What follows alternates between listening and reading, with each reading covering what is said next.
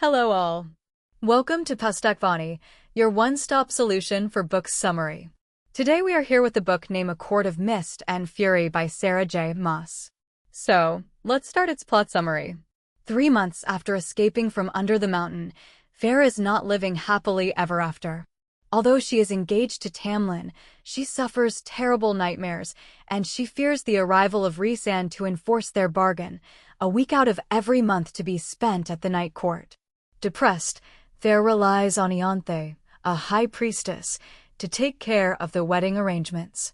Although Fair longs to help rebuild the spring court, Tamlin, fearing for her safety, keeps her trapped at home.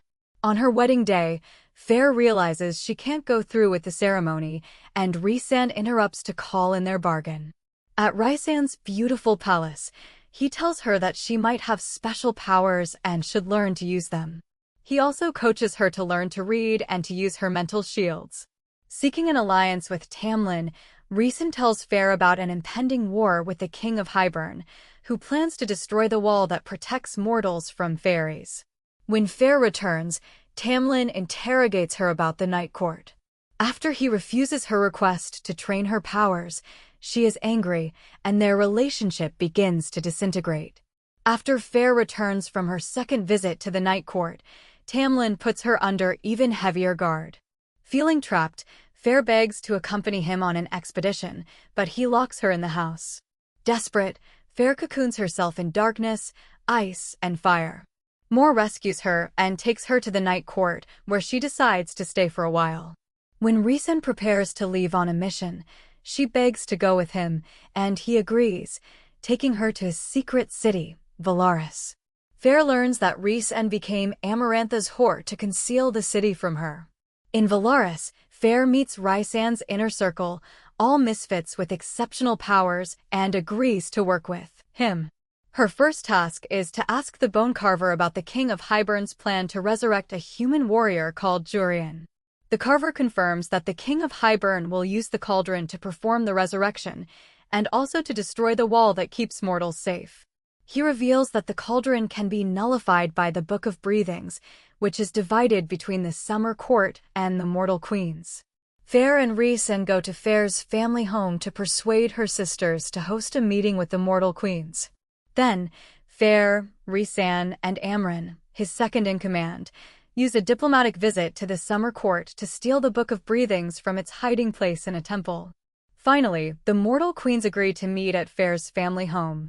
They say they will consider lending the book, but only after they see proof that Rhysand isn't the monster everybody believes him to be. Rhysand decides to reveal his hidden city as proof, using an orb they steal from the Court of Nightmares. Preparing for war, the group relocates to an Illyrian camp to train. One day in the forest, Lucian appears and tries to persuade Fair to return to Tamlin. She refuses and shows him her dark side, growing Illyrian wings. That night, while staying at an inn, Fair and Rhysand almost make love. The next day, Rhysand is shot down with poisoned arrows and captured by the King of Hybern's forces. Fair rescues him, then traps the all-knowing Surreal to ask how to heal him. The Surreal tells her and also reveals that Rhysand is her mate and has known it for some time. Furious about being deceived, Fair stays in a cabin, processing the news and painting the walls with images of her night court friends. When Rhysand finds her, she welcomes him, and they complete the mating bond before he tells her that the queens have agreed to meet again. In the meeting, the queens refuse to hand over the book, but the golden-haired queen, convinced by Rhysand and Fair's commitment to one another and hoping to achieve peace between the human and fairy worlds, smuggles the book in and leaves it behind for Rhysand and Fair to find. Soon after, Hybern forces attack Velaris, and Fair helps the Inner Circle defend the city. With the book decoded, Rhysand and Fair plan to infiltrate Hybern and nullify the cauldron. When the Inner Circle finds the cauldron, Fair is overcome by the book's power and cannot speak the words to destroy it. Jurian appears and distracts them while the King of Hybern casts a spell to stifle their magic. In the throne room, Tamlin and Lucian show themselves, having sold out to the king to save Fair from Rhysand. The Mortal Queens are also there to claim the immortality he promised them. To prove to the queens that the process is safe, the king throws Nesta and Ellen, whom he captured, into the cauldron, turning them into high fae against their will. Staring at Ellen, Lucian announces that she is his mate. Meanwhile, Fair secretly gets free of the King of Hybern's spell and opens the wards for the escape of the Inner Circle, Nesta, and Ellen, whom the king plans to use to gain leverage over Fair and Tamlin.